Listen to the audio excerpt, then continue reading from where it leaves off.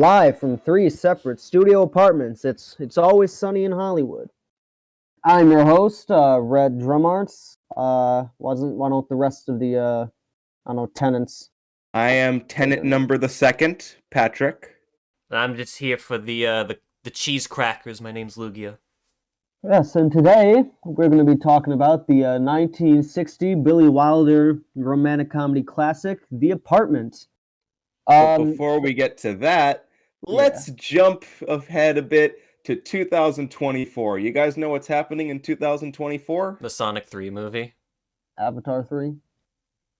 Yes and yes, but we're in the same ballpark. Both come out in December 2024, but what else comes out in December 2024 is part one of the Wicked movie. Oh, Oh, right. Yeah. I forgot. Yes.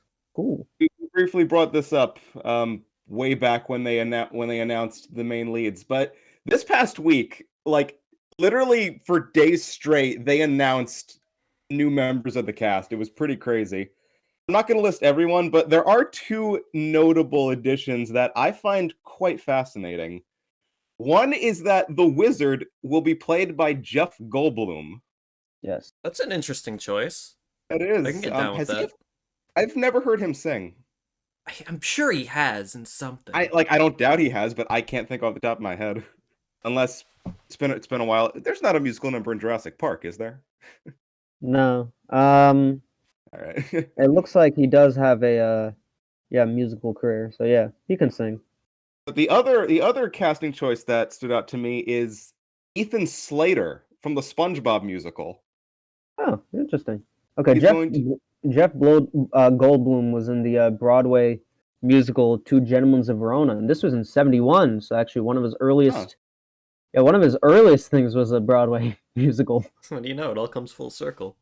I guess so. Oh, those are the two things that really stood out to me. That's pretty cool. Yeah, he was in Nashville also. Yeah, he was in a couple musicals.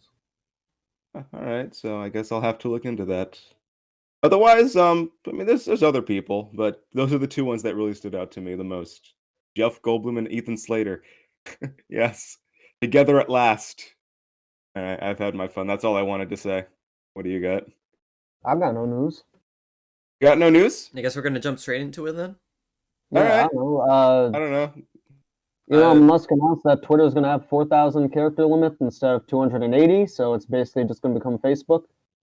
That's it. That's all I got. I know that celebrities are being sued for endorsing NFTs. Yeah, Kanye said a bunch of racist stuff on Alex Jones. So yeah, I don't know. Mostly just controversies. Oh, right. I forgot the Game Awards. Oh, right. Yes, the Game Awards. It's the Game Awards. So nobody really gives a shit about any of the winners. What everyone's talking about is well, I guess there's one winner. So Elden Ring won Game of the Year, but as Elden Ring was accepting the award, some 15-year-old kid was able to he just pretend to be one of the groups. So he ended up on stage, and then after they gave their speech, he went up to the microphone and said that he dedicates the award to his Orthodox rabbi, his Reformed Orthodox rabbi, and Bill Clinton, and then he got arrested. Clinton? Yes. Yeah. Clinton won What? Game of the Year. What? So basically, some 15-year-old kid just pulled did some epic trolling, and some people. Wasn't he on Infowars? No. Okay. Kanye was on That's Infowars. new. I mean, Kanye's everywhere now, but I mean, Well, I mean, Not Kanye for- was not for always good everywhere. yes, but I mean, not for good reason. But yeah, no other announcements other than Del Toro's stop motion Pinocchio's on Netflix now, so I'm gonna watch that. All right, you guys see any movies this week or any shows or anything like that? I've been No. way busy. Yeah, I've been backed up with schoolwork. Yep, same. I have done nothing. Just been working. finished a couple So school projects. gentlemen, Yeah, that's without it. further ado, to the apartment. Da-da-da-da. Yeah, so The Apartment was directed by Billy Wilder. I don't believe we've ever talked about him before on the show, but for those who aren't familiar, he is a pretty legendary old Hollywood director, responsible for classics like Sunset Boulevard, the movie we're talking about today, The Apartment, and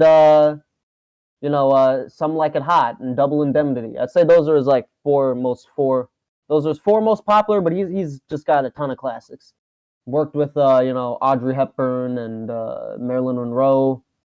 This one stars Jack Lemmon as Calvin Clifford or Bud Baxter. So Calvin Clifford, Bud Baxter, like that's his full name, but like and then Shirley MacLaine as Fran Kubelik.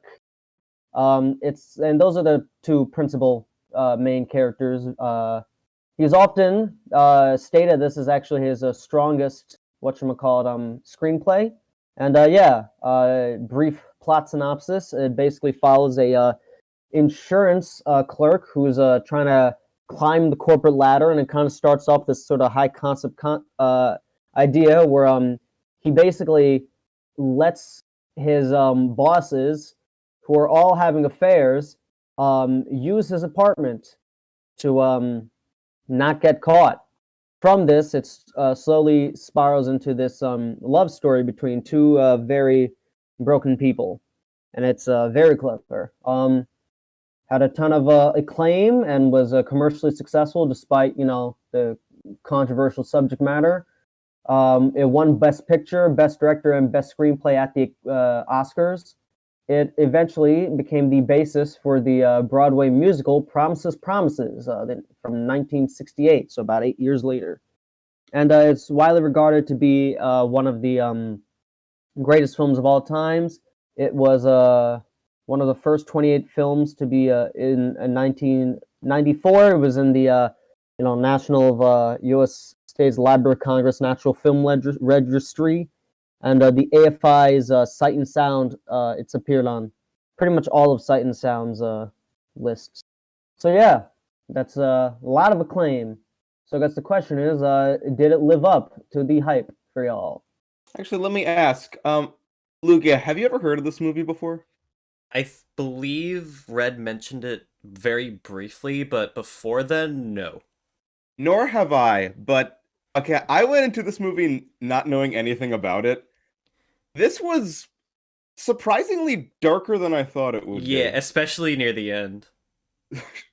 Oh yeah, Like, it started out kind of bad. comedic, but then by the halfway point, like, it gets really depressing. It becomes a drama.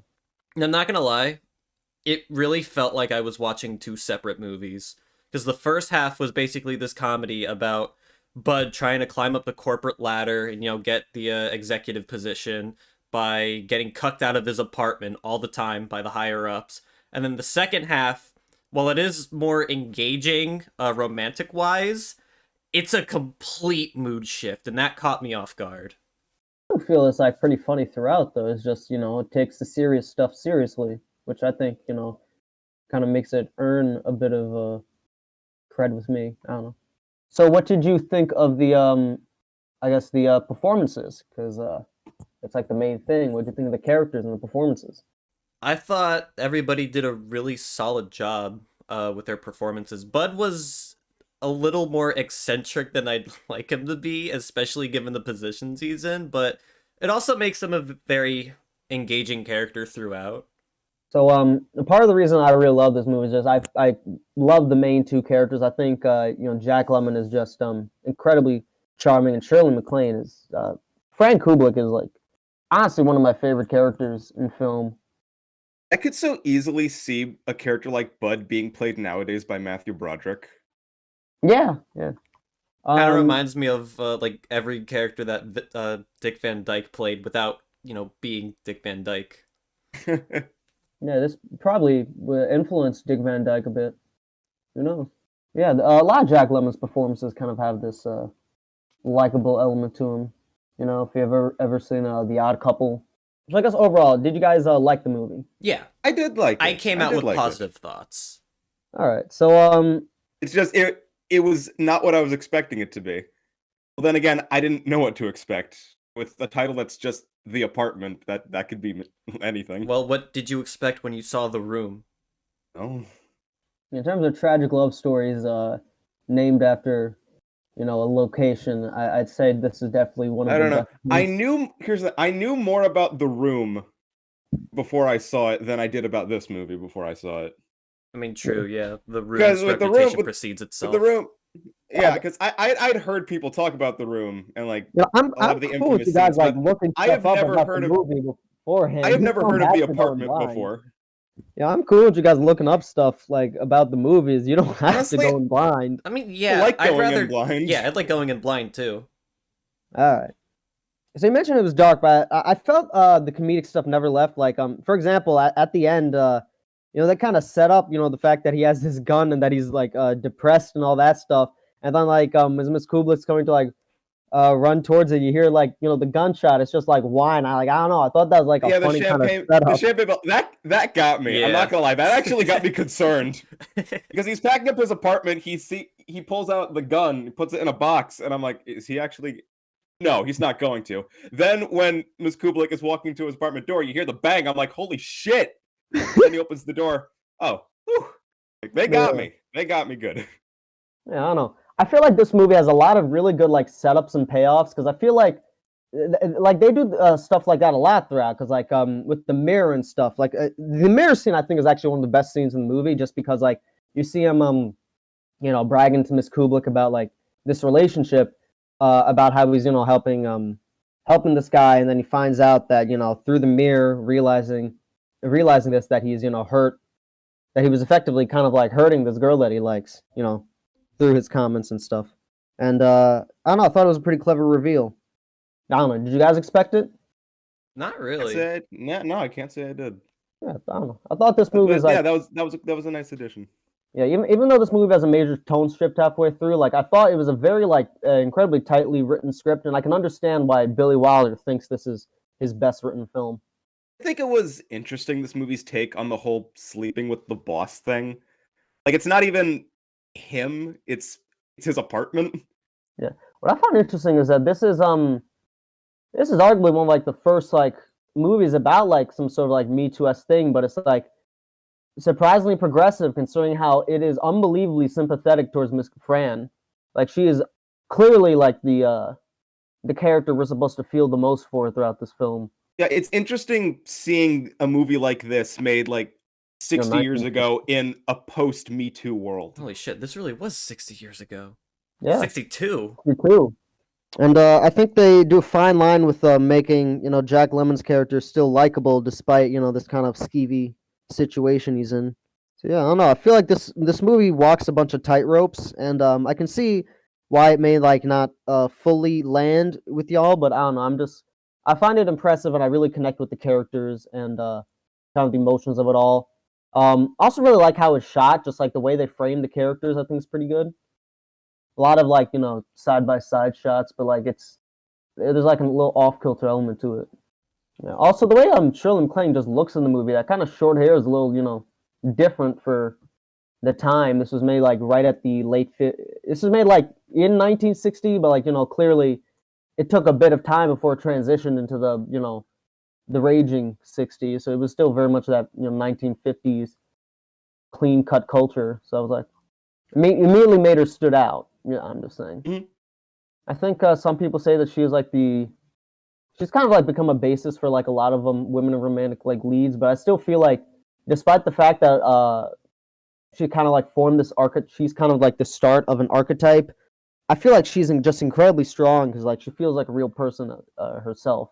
One of my favorite romantic comedies. You know, one half is a bit more comedy and the other half is a bit more you know romance, but you know I think comes together really well as a complete picture. What did you guys think of the cinematography?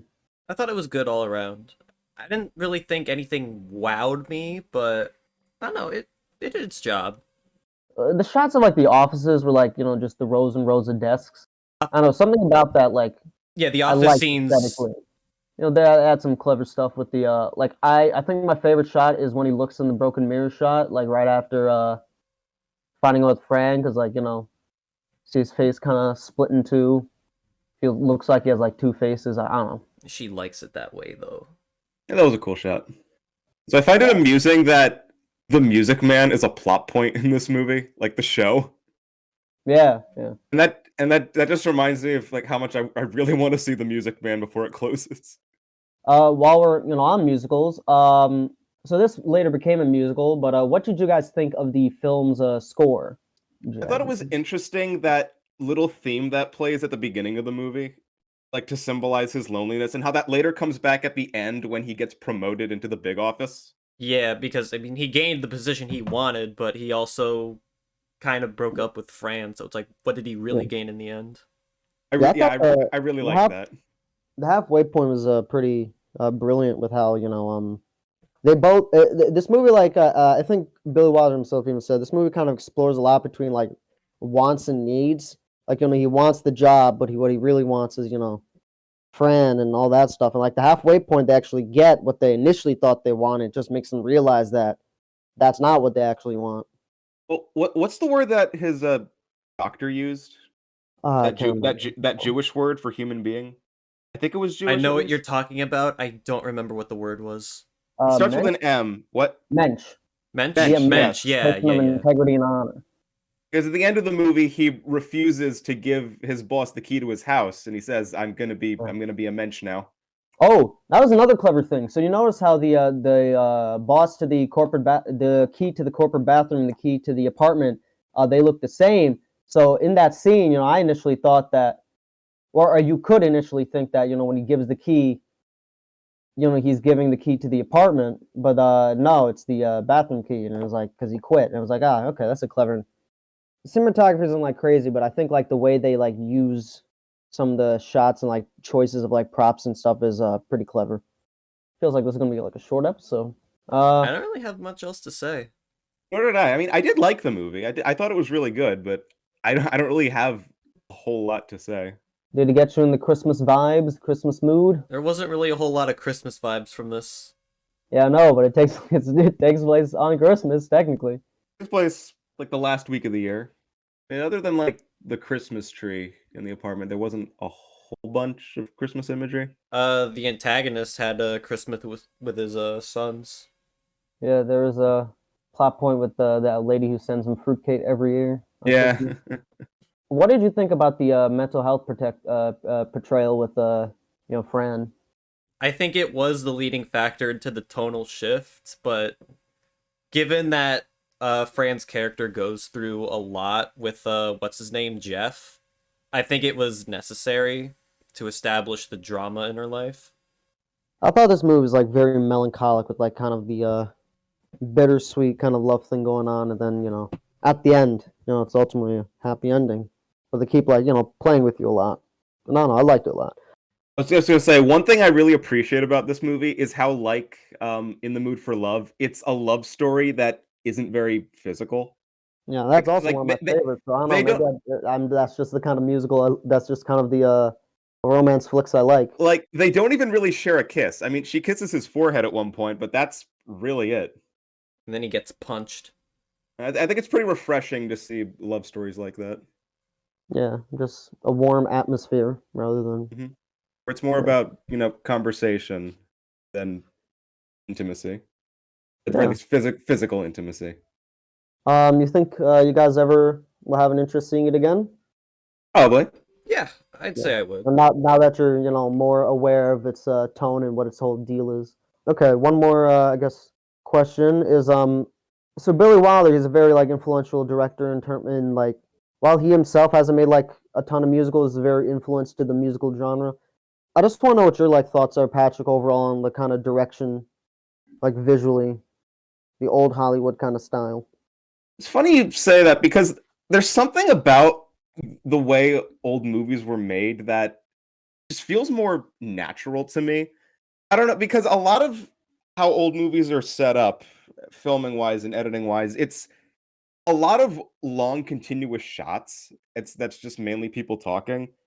It's something Yeah. about, and like it's not really focused on like snapping from one person to the next in between a shot. It's kind of like just one still image that, or one continuous shot. Mm-hmm. Something about that just feels a lot more natural to me, and I've always loved that It's about like old you're really movies. there. Yeah. Mhm. Like I saw there's more emphasis on the performance.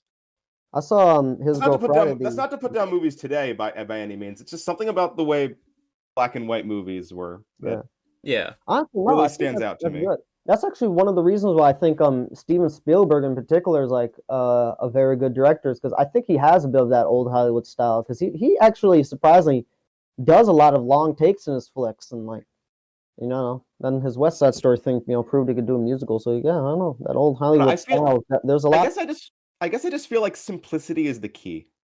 Yes. Yeah. Okay. I guess there's not much to say. It's just like a very well-made movie, and I felt had some pretty interesting, dark themes, and very charismatic, likable, fleshed out characters at the heart of it. So yeah, I'd say this was quite good, quality yeah, wise. Holds yeah. up. Just a We'll little bit of probably tonal whiplash. we'll probably talk more about Billy Wilder in the future. First of our Christmas flicks, Christmas in quotes. If you It like this, is not. oh, okay, sorry. If you like this movie, you might want to check out similar kind of classic-y romance flicks. There's Up in the Air. I saw this one movie once called Sleeping with Other People. Kind of had like a similar vibe. And I don't know. I'd recommend like Breakfast at Tiffany's. Maybe even like His Girl Friday, because that's kind of like a dark romantic comedy, and it's got this it's got that like that visual style you were talking about with like a lot of like shots hanging, but the characters have like this very like snappy rhythmic kind of dialogue. It's very good. We'll definitely talk about His Girl Friday one day, but yeah, I'd recommend those if you like this flick. All right, Lugia, continue bringing in the Christmas spirit. What do you got for us? Alright, so I have a question for you guys, and it might be a little obvious. What is the reason for the season? Tis the season to be jolly. La la la la la la la. Keep going. Is the season to be jolly? All our gay apparels. Are we doing a La gay la la la movie? la la la No. la. We did a gay movie last year, I think. Like about near Christmas. I don't remember. Alright, I'll tell you the answer. It's Adam Sandler. We're gonna watch 8 Crazy Nights. Hanukkah. Oy vey. Doesn't I think Hanukkah actually starts the day after our next episode. Or maybe it ends. Let me check. When does Hanukkah start? Yeah. It actually starts when we record our next episode. 8 Crazy Nights. This is a movie I always had an interest in seeing, even though I've heard bad things about it. Yeah. I've never actually seen it for myself. I think we're actually gonna watch an Adam Sandler film with him in it that we're not gonna like. I'm pretty sure this is gonna be bad, but you never know. I found it funny how the last Adam Sandler movie we talked about, Click, I compared a lot to whatchamacallit, A Christmas Carol, and no, not I compared a lot to A Christmas Carol, It's a Wonderful Life. And I was like, now we're talking about it during the actual Christmas season, and now it's going to be his Hanukkah movie. So Yes. none of us have seen 8 Crazy Nights. No. I have not seen 8 Crazy Nights. No, I'm familiar with it, but I haven't ever seen it myself. So okay, cool. Gonna switch things up a bit. That's it for today's episode. Sorry it was a little bit short. Hey, sometimes if a movie's good, it's just good. Don't got a ton to say. So shut up and deal.